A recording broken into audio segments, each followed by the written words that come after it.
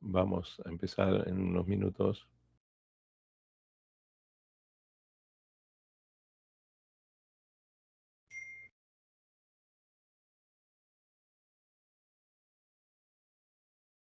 Mm, Ok, miren, y si escuchan, bueno.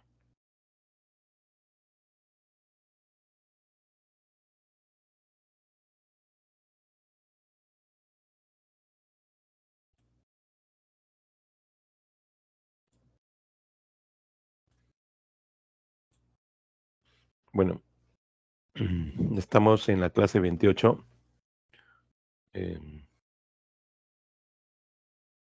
Recuerdan que son 32 clases. Estamos a 6 clases de terminar y luego hacer la parte de trabajo, ¿no? Bueno, hoy día vamos a hablar sobre la recolección de datos y vamos a ver que también hay algunas cosas que calcular ahí, ¿no? Eh, que van a ser útiles para algunos tipos de trabajo que ustedes vayan a hacer, ¿no? Em, bueno, las técnicas de recolección de datos se definen como el conjunto de procedimientos y herramientas para recoger, validar, analizar la información necesaria para lograr los objetivos de la investigación. O sea, ¿qué técnicas van a emplear para recoger los datos o variables? Luego los resultados y finalmente vamos a tener las conclusiones, ¿no? Ese es recolectar los datos, ¿no? Hay instrumentos para recolectar de datos. Generalmente la mayoría emplea una hoja de recolección de datos, ¿no? Algunos emplean algunos cuestionarios, algunos otro tipo de instrumentos. Por ejemplo, si quieren medir el estrés, emplean un instrumento para medir el estrés, ¿no? Entonces, por eso que existen los denominados instrumentos de recolección de datos, ¿no?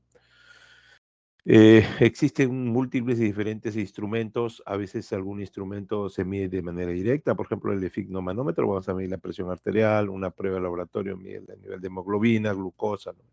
Y así diferentes instrumentos, ¿no? ¿Qué requisitos deben cumplir los instrumentos de recolección de datos? Eh, Deben básicamente poseer tres requisitos, ¿no? Tres requisitos: la confiabilidad, la validez y la objetividad del instrumento, ¿no? Entonces, vamos a ver las dos primeras, que son las más importantes. Si alguna de estas dos condiciones del instrumento no será útil, los resultados no serán legítimos y la investigación deberá ser rechazada, ¿no? Tiene que ser el instrumento de recolección de datos validado, ¿no?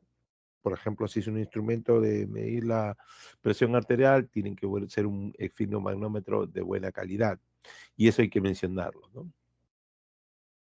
Pero las técnicas de recolección de datos vamos a emplear las fuentes primarias, es decir, directo del individuo, ¿no? En estudio, en este caso puede ser por observación directa, cuando observan a un paciente, puede ser a través de experimentos que ustedes realicen, puede ser a través de encuestas, ¿no? Le preguntan cómo se siente, el estrés, el rendimiento académico, puede ser a través de focusing group, ¿no? Es una técnica cualitativa, es decir, reúnen grupos y comienzan a hablar sobre un tema. Puede ser por una entrevista también, ¿no? Puede ser por cuestionarios, ¿no? Un cuestionario digital puede ser. Puede ser por una prueba o test que va a hablar determinado, los test de estrés, los test de ansiedad. Puede ser una fotografía, por último, ¿no? Pero directamente de la fuente ustedes van a obtener el dato, ¿no? Pero también muchas veces van a obtenerlo de fuentes secundarias, pueden ser bibliotecas, documentos, datos estadísticos que ya están almacenados, censos y algunos expedientes, ¿no? Es una fuente secundaria, historias clínicas también, ¿no? Lo más usado generalmente es la encuesta, ¿no? Y a cada rato ven ustedes encuesta de opinión, por la televisión sale a cada momento. La encuesta es la más común, ¿no? Eh, es la más destacada del método cuantitativo. Consiste en hacer una investigación realizada sobre una muestra de sujetos, ¿no? No hacemos sobre todos los sujetos, sino un grupo de sujetos, ¿no? Y generalmente vamos a hacer procedimientos estandarizados de interrogarlos, ¿no? Con el fin de la finalidad de conseguir mediciones cuantitativas sobre una gran cantidad de características objetivas o subjetivas de la población. ¿Qué ventajas tiene esto, no?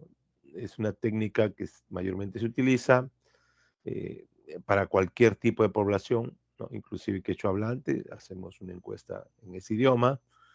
Estandarización, es decir, se va a hacer la misma pregunta a todos los elementos de la muestra. Permite obtener información sobre hechos pasados, ¿no? O sea, le hacemos una encuesta sobre su pasado, nos permite hacer esto. Tiene gran capacidad para estandarizar los datos, lo que permite su tratamiento informático, es decir, damos numeración a cada respuesta, ¿no? Y nos permite introducirlo en una computadora y hacer un análisis estadístico de la misma, ¿no?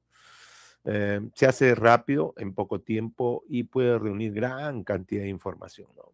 Ahí tenemos las encuestas que cada rato publican Ipsos y otras empresas que ya han estandarizado este tipo de encuestas, ¿no? Desventajas: no permite analizar con profundidad temas complejos, ¿no? Para eso necesitamos recurrir a grupos de discusión. Tiene dificultad para establecer relaciones causales, no se puede establecer. No toma en cuenta los factores contextuales que pueden interferir en las respuestas del sujeto, ¿no? No toma en cuenta esto, em, ¿no? Y em, a veces pueden interferir con alguna respuesta de este tipo. Pero esto también tiene que tener una respuesta em, estadística, ¿no? Tiene que tener una valoración estadística, ¿no? Puede ser generalmente estadística representativa o estadísticamente no representativa. De preferencia, tiene que ser estadísticamente significativa, ¿no? En el primer caso es lo que deberían ser lo mejor y los resultados se pueden extrapolar y generalizar. En el segundo caso, que no sea, tenga representación estadística, por razones que no son válidas para determinado de grupo encuestado, no se puede hacer para toda la población, ¿no? Generalmente con representación estadística sirven precisar, medir y cuantificar opiniones u otras variables. En cambio, en las encuestas no representativas sirven para detectar posibles tendencias, ¿no? También se emplean para profundizar en ideas o recoger de grupos específicos de interés ciertos datos, ¿no? Bueno, acá tenemos la representación estadística que tiene que ver con el tamaño muestral, la selección de la muestra, ¿no? Y esto lo publican, ¿no? De estas encuestas lo publican, intención de voto y tantas preguntas que hacen, ¿no? Hablan cuánto ha sido la muestra, cómo se ha seleccionado y qué porcentaje de error tiene, ¿no? Eso es lo que se hace con las encuestas y ustedes lo ven publicado. Luego, en segundo lugar, tenemos lo que es el cuestionario, ¿no? El cuestionario. El cuestionario es un instrumento central de la encuesta, ¿no? ¿no? Es un conjunto ordenado de preguntas con respecto a una o más variables que recolectar. ¿Por qué le hablo del cuestionario? Porque el que tenemos que validar muchas veces es el cuestionario, ¿no? El cuestionario debe asegurar una aplicación ordenada, progresiva, van en orden específico, desde el número uno hasta la última pregunta. Generalmente puede ser unidireccional, ¿no? Solamente va a responder el encuestado, o puede ser normalizado, que a todos se le aplica el mismo cuestionario, ¿no? Estos cuestionarios de preguntas pueden ser de opciones mutuamente excluyentes, de opciones no excluyentes, de jerarquización, es decir, cuál prioriza usted. Tenemos las escalas de Likert conocidas, pero la escala de Likert siempre tiene que ser a través de un número impar, ¿no? 3, 5 o 7, las opciones, ojo, las posibilidades de respuesta, ¿no? De rango son preguntas de respuestas abiertas numéricas y de respuesta abierta. Esas son las características que pueden tener una respuesta del cuestionario. ¿Qué tipo de preguntas? Tenemos tipo de preguntas según contestación, abiertas o icotónicas, cerradas o categorizadas, ¿no? Que pueden ser a su vez de respuesta espontánea, de respuesta sugerida y de valoración, ¿no? Es decir, valora uno más que el otro. Según su función pueden ser filtro, batería, control y amortiguadores, ¿no? Según su función. Eh, Ahora no vamos a responder esto, después vamos a ver. Según su contenido pueden ser de identificación, acción, de intención, de opinión, de información y qué motivos, ¿no? Eso sí es fácil de entender por ustedes, ¿no? ¿Cómo se construyen las preguntas? En realidad es uno de los procesos más importantes de la calidad en encuesta. es donde deriva el éxito del instrumento, ¿no? Este proceso es recomendable hacer una encuesta piloto, ¿no? Una vez que ya tenemos nuestro cuestionario, hay que hacer una encuesta piloto para detectar posibles conflictos en la estructura, en la redacción, si algunas preguntas son ambiguas o están imprecisas algunas, ¿no? Todas encuestas piloto deben incluir la posibilidad de opinión del encuestado para averiguar y mejorar la claridad del cuestionario, ¿no? Y de la sensación que produce este cuestionario en el encuestado, ¿no? Esto es importante para ir mejorando la construcción de preguntas en un cuestionario, ¿no? ¿Qué reglas tienen para la formación de preguntas? No debe ser largos, ¿no? Más de 100 preguntas, imposible de responder. Tienen que ser preguntas sencillas y redactadas en tal forma que puedan comprenderse con facilidad. No incorporar términos morales, por ejemplo, juicios de valor. Nunca les debe sugerir una respuesta. Todas deben referirse a una sola idea. Todas las que estén dentro de un mismo tema deben ir juntas, ¿no? No para que sean un grupo, por agruparlas en ideas aproximadas, ¿no? No juntar preguntas cuya contestación, una de ellas influye sobre la contestación de la otra, ¿no? Entonces, no deben estar así, ¿no? Inicialmente, a veces inicialmente conviene, como a veces no, preguntas demográficas se llama, ¿no? En toda encuesta tenemos que preguntarle preguntas que comprende como género, edad, escolaridad, profesión, nivel socioeconómico, lugar donde vive, ¿no? Son preguntas clásicas de un cuestionario para que nos contextualicen y segmentar las respuestas que nos van a dar, ¿no? Estructura del cuestionario, tiene que haber un lugar de introducción que anteceda al cuestionario y que indica quién elabora la encuesta, el propósito del estudio y el tiempo aproximado de respuesta y una declaración de confidencialidad. Es decir, que no vamos a divulgar sus respuestas y en caso necesario, instrucciones claras cómo responder alguna pregunta que sea diferente, ¿no? Esto es lo que debe contener todo cuestionario, en la parte de introducción, ¿no? Entonces tenemos la introducción, las preguntas de identificación, las preguntas sencillas para introducirse luego a las más complejas, facilitar la transición de un tema a otro en el cuestionario y evitar preguntas abiertas, ¿no? ¿Por qué? Porque no vamos a poder medir después, ¿no? Eh, elaborar o decidir sobre los aspectos formales, preparar elementos decisorios, ¿no? Por ejemplo, una carta a los encuestadores que van a encuestar, ¿no? Porque si no, no les van a tomar en cuenta. Formar a los encuestadores mediante una guía de instrucciones para realizar el cuestionario y codificarlo ese cuestionario, ¿no? Para poder después llenar en una base de datos, ¿no? Y poder analizar, ¿no? Debe ser lo más breve, de lo general a la particular, que se llama estructura en embudo, y se recomienda que las primeras preguntas sean neutrales, fáciles e interesantes, ¿no? Para que se gane la atención y la confianza del encuestado, ¿no? Las preguntas demográficas a veces es mejor ponerlo al final, ¿no? Porque pueden incomodar y distanciar, ¿no? Pueden hacer que se sientan no muy bien, ¿no? Al final siempre debe terminarse con un agradecimiento que debe incluir un correo electrónico de contacto, ¿no? Modo de aplicación del cuestionario, hay dos maneras diferentes, autoadministrado o por entrevista, ¿no? Autoadministrado se envía, se entrega a los participantes, quienes contestan directamente sin intermediarios, puede hacerse por correo, vía web, ¿no? Y ellos responden, ¿no? Y ustedes recogen las respuestas, ¿no? Es más común esto, cuestionarios web, ¿no? Y les envían su respuesta. Y por entrevista al cuestionario cuando es aplicado por una tercera persona, que es el encuestador, en forma personal cara a cara, o puede ser por teléfono, chat u otro medio de comunicación sincrónica, ¿no? Pero tiene que ser un tercero que va a hacer las preguntas, que es el encuestador, ¿no? Eh, de los cuestionarios administrados son más económicos, fácil de aplicar.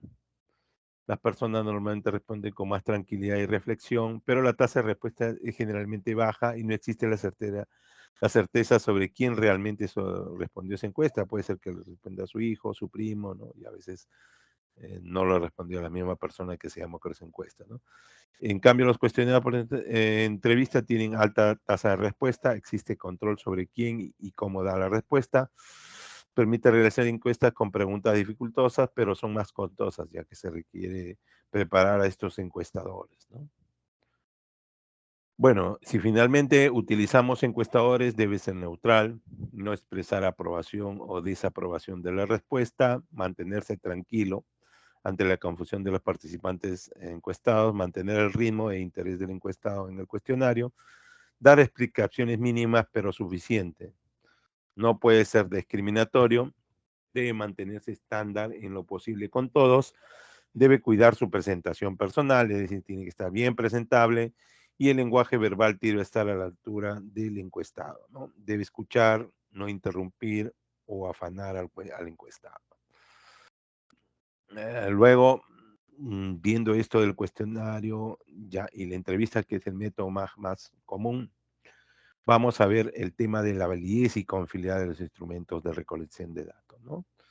Entonces, validez y confiabilidad, ¿no? ¿Qué es lo que se refiere cuando nosotros hablamos de estos términos? Una pregunta es confiable si significa lo mismo para todos los que van a responder, ¿no? Se puede confiar en una escala cuando produce siempre los mismos resultados. La confiabilidad implica consistencia. El investigador debe asegurarse que el tipo de persona a encuestarse tenga la información necesaria para poder responder. Asegurar respuesta de los que se aplique el cuestionario va a originar resultados confiables, ¿no? ¿No? Para la confiabilidad de los resultados hay que determinar por qué no todos respondieron al cuestionario. Y si un cuestionario es largo, las preguntas finales se responden sin entusiasmo, lo cual resta la confiabilidad, ¿no? Hemos hablado mayormente sobre la confiabilidad, ¿no? Estas características. ¿Qué es confiabilidad? Ahora, de la validez, ¿no? Una pregunta es válida si estimula la información exacta. La selección y redacción influyen en la validez de una pregunta. Algunas preguntas son válidas para un grupo de personas, pero pueden que no sean para otro grupo, ¿no? Entre menos tenga que reflexionar un sujeto, más válida será la respuesta. La validez implica incongruencia en la manera de plantear las preguntas y la validez puede ser de estos de tres tipos, ¿no? De contenido, puede ser de criterio o puede ser de constructo. Ojo, la validez puede ser, hablando de validez, ¿no? Ya no de confiabilidad, ¿no? Entonces tenemos dos grupos, la confiabilidad y validez, ¿no? Entonces vamos a ver la validación, ¿no? Validez, algunas definiciones, ¿no? Segundo Sampieri, segundo Thorndike, ¿no? Es el grado que un instrumento realmente mide la variable que se pretende medir. Es el grado en que el instrumento realmente mide lo que el investigador pretende. Y la validez se refiere al grado en que un instrumento realmente mide la variable que pretende medir, ¿no? Son definiciones que casi básicamente tratan de lo mismo, ¿no? Entonces, el proceso de evaluación es un proceso metodológico que intenta controlar las variables confusas, ¿no? Eso es por eso que se hace la evaluación. Genera un mejor proceso estándar e interpreta de mejor modo los procedimientos realizados, ¿no? Eso es lo que se realiza, ¿no? Y va a controlar los sesgos, ¿no? Por eso se hace la validación, ¿no?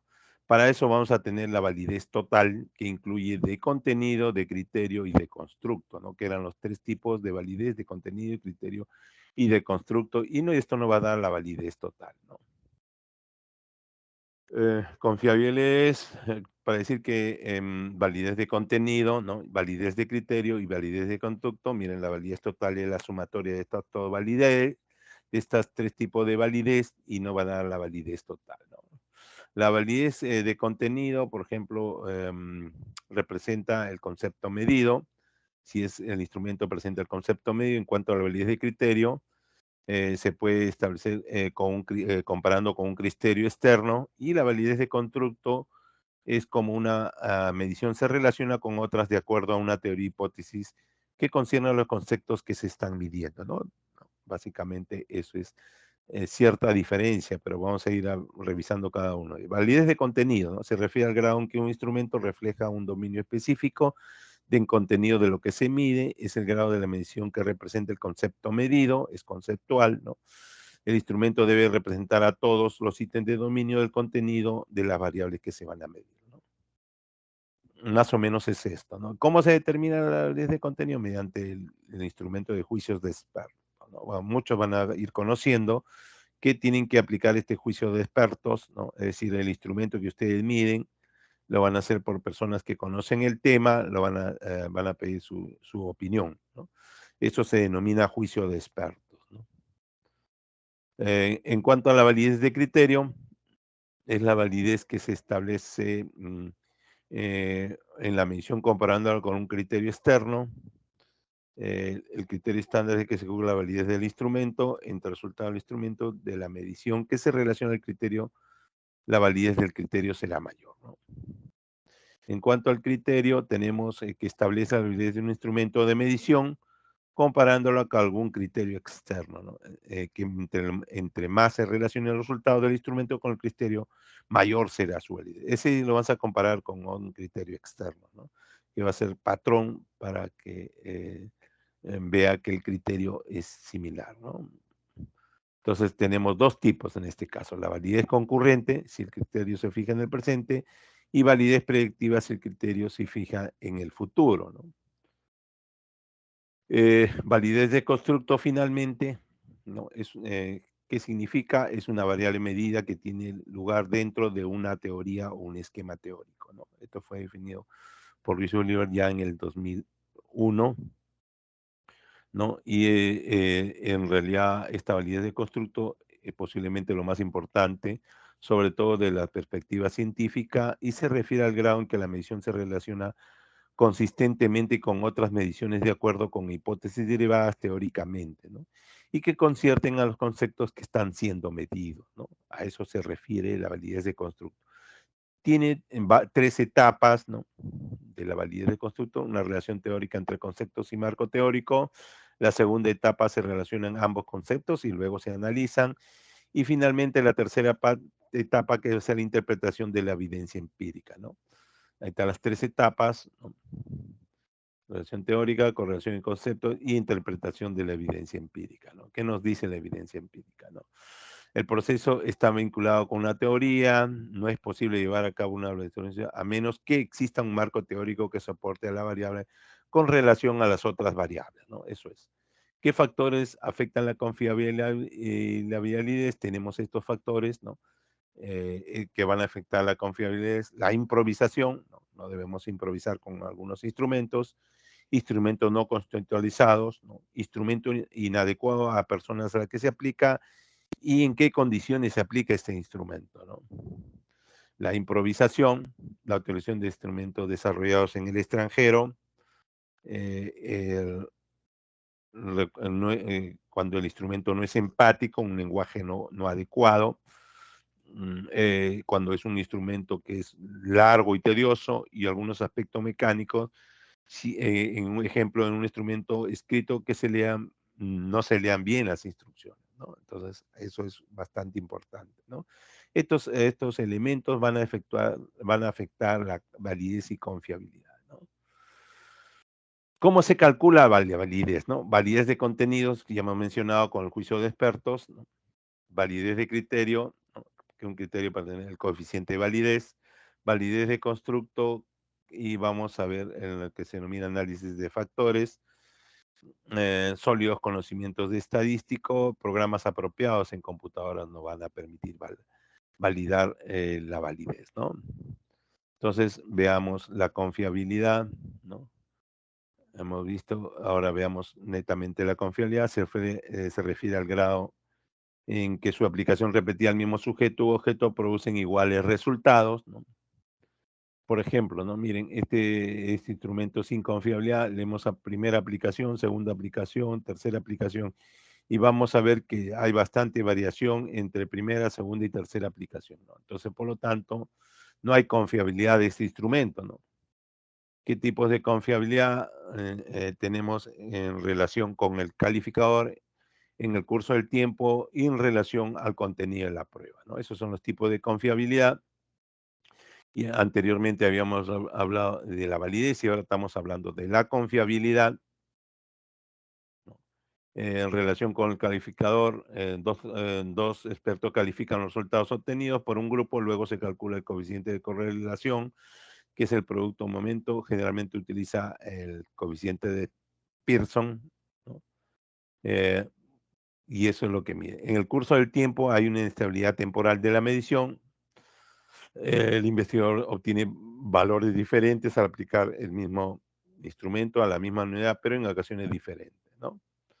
Entonces ahí es que hay que correlacionar los resultados, ¿no? Y confiabilidad en relación al contenido de la prueba se refiere al muestreo o selección de los ítems, la variedad que se desea medir, de los ítems que se desea medir, ¿no? En las técnicas para medir la confiabilidad se tienen esto: coeficiente, correlación, estratificar, ítem, hipótesis y variables, ¿no? ¿Qué valor se le atribuye a el coeficiente? Es el valor que se le atribuye a cada prueba, ¿no? Luego tenemos que el estratificar es un conjunto de elementos que se van a estratificar. Por ejemplo, habían preguntado por las preguntas demográficas. Y la correlación es una relación lineal entre dos o más variables, ¿no? Este es para ver cómo se van a medir, ¿no? Y generalmente tenemos el cálculo de la confiabilidad, ¿no? El coeficiente de confiabilidad, ya tenemos uno. Este es el coeficiente de confiabilidad, ¿no? No, recuerden el coeficiente primero, el coeficiente de confiabilidad no puede ser negativo. El IVA no va a resultar en el índice de confiabilidad del instrumento, ¿no? Técnicas para el cálculo de la confiabilidad, ¿no? Ya habíamos hablado de la validez, ahora de confiabilidad.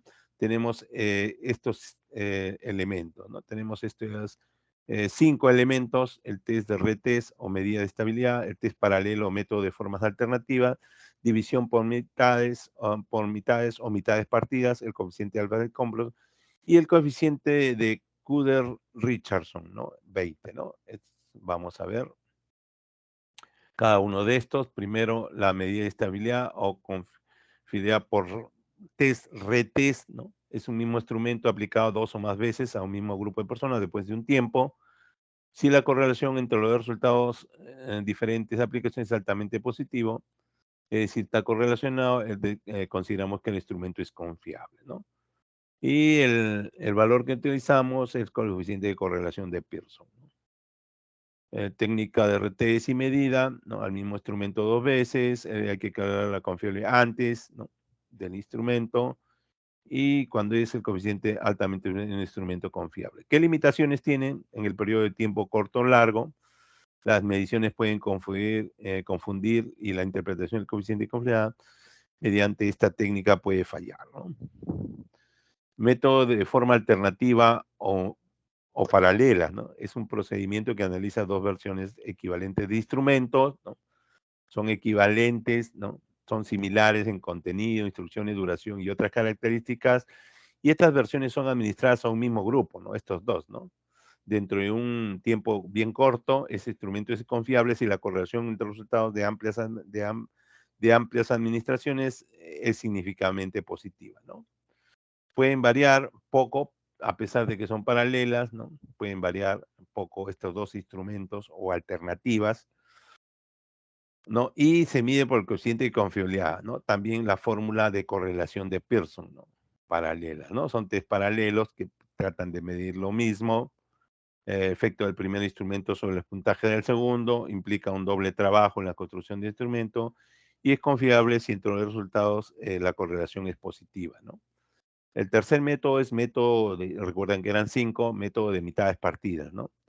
Requiere una sola aplicación de la medición. De un conjunto, el dato de ítems es dividido en dos mitades, ¿no? Y la puntuación de los resultados de ambos son comparados, ¿no? Si el instrumento es confiable, las puntuaciones de ambas mitades deben estar fuertemente correlacionadas, ¿no? Le hemos dividido en dos y es un mismo instrumento, ¿no? Instrumento de baja puntuación en una mitad tendrá que mostrar también una baja puntuación en la otra, para que estén correlacionadas, ¿no? Ahí empleamos la correlación de Spearman-Brown, ¿no? Que es el coeficiente de confiabilidad, ¿no? Si tienen más systems, más confiabilidad, ¿no? ¿Qué limitaciones tienen? La limitación es que varía de acuerdo al número de ítems que incluye cada instrumento de medición. Si son demasiados ítems va a provocar cansancio, ¿no? Sumando los dos, porque vamos a aplicar los dos. El riesgo de que el contenido de las mitades sea diferente también existe, ¿no?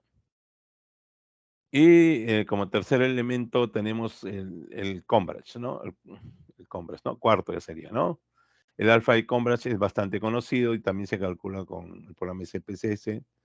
Requiere una limitación del instrumento, produce valores que oscilan entre 0 y 1 y es aplicable a escala de varios valores, ¿no? O sea, una variable politómica, ¿no? Varias variables, varios resultados, valores posibles.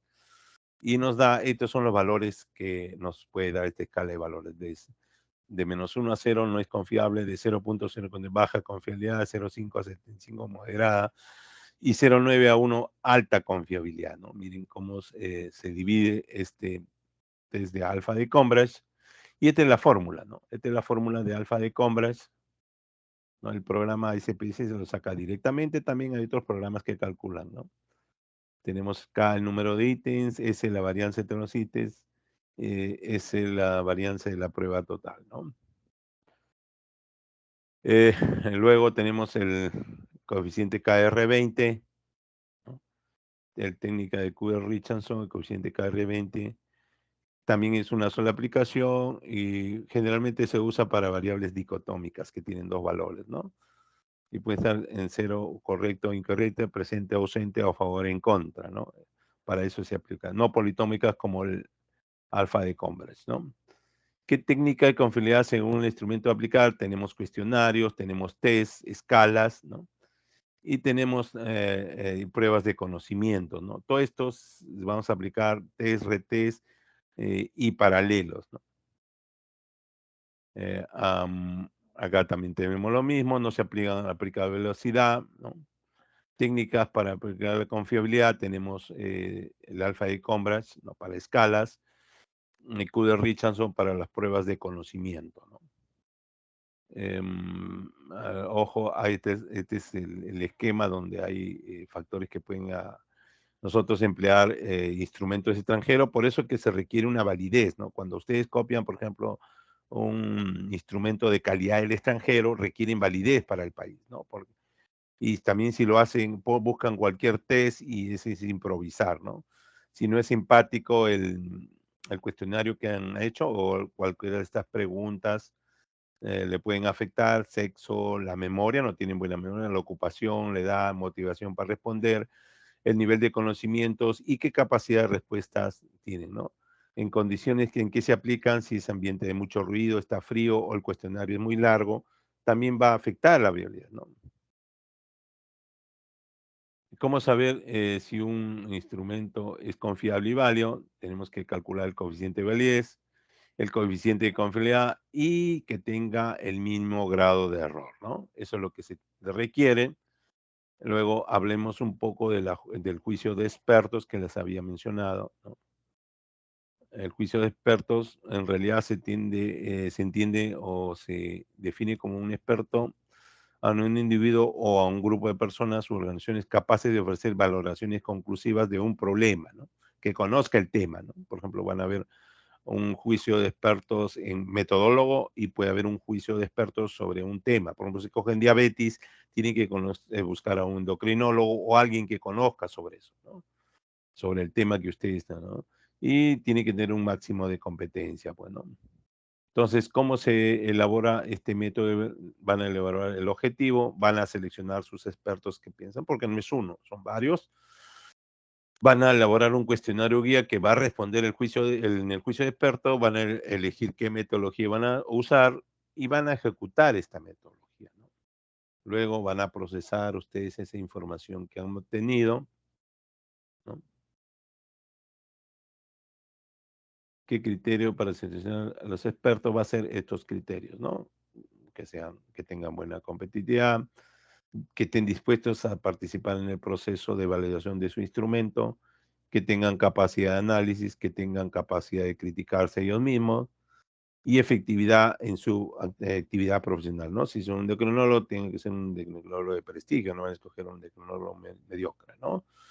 Entonces a eso se refiere, ¿no? Las competencias de un experto básicamente está dada por el nivel de calificación de una determinada rama o disciplina, por la actividad científica investigativa que hace del profesional de especialista, por el nivel de profundidad de conocimiento, los logros en la ciencia y la técnica del tema que están haciendo y por la comprensión del problema que ustedes están investigando, ¿no? Métodos para determinar la competencia de un experto, la autovaloración, el coeficiente de competencia K y la efectividad de la actividad profesional, que es bastante conocida, ¿no? La competencia K se determina por el coeficiente K, el cual calcula de acuerdo a su opinión del candidato sobre su nivel de conocimiento acerca del problema que se está resolviendo y con fuentes que le permiten argumentar estos criterios, ¿no? El inspector debe marcar una cruz en la casilla que estime pertinente, ¿no? Para una determinada pregunta, ¿no? 0 indica absoluto desconocimiento y 1 indica conocimiento sobre el problema, ¿no? Ese es cómo se va a evaluar, ¿no? Se calcula en realidad promediando todas las preguntas que se le hacen, ¿no? Para ver y se calcula mediante esto, ¿no? El coeficiente de argumentación o fundamentación de los criterios del experto determinado como resultado de la suma de los puntos alcanzados a partir de la tabla patrón, ¿no? Bueno, eso era lo que les quería traer, chicos, ¿no? No sé si tengan alguna pregunta o alguna duda.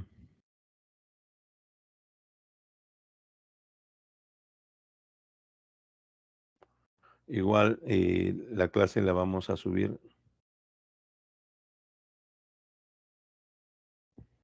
Doctor, parece que no hay ninguna duda por parte de mis compañeros. Ya, gracias, Melanie.